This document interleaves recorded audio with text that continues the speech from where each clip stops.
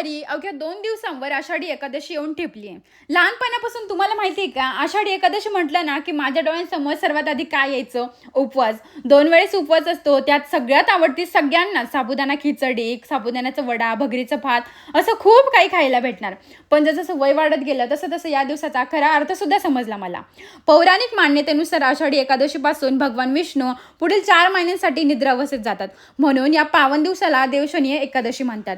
पण महाराष्ट्रासाठी हा दिवस केवळ तिथी नाहीये, तो आपल्या माऊलींच्या भक्तीचा सोहळा आहे. शेकडो किलोमीटर लोक पायीवारी करतात. शिस्तीत चालणारे दिंड्यांचे ताफे, टाळमृदुंगाचा गजर आणि मुखात एकच नाम, ज्ञानोबा तुकाराम.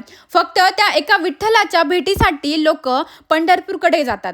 आजच्या दिवशी लोक उपवास करतात, मंदिरात जाऊन दर्शनं घेतात, भजन कीर्तन यात रंगून जातात. पण या सगळ्यात खरा उपवास तोच, जो आपल्या मनातील वाईट विचारांचा त्याग करायला शिकवतो. रूप पाहता लोचुनी सुख झाले ओ साजनी. तुम्हा सर्वांना आषाढी एकादशीच्या खूप साऱ्या शुभेच्छा. रामकृष्ण हरी. बाय.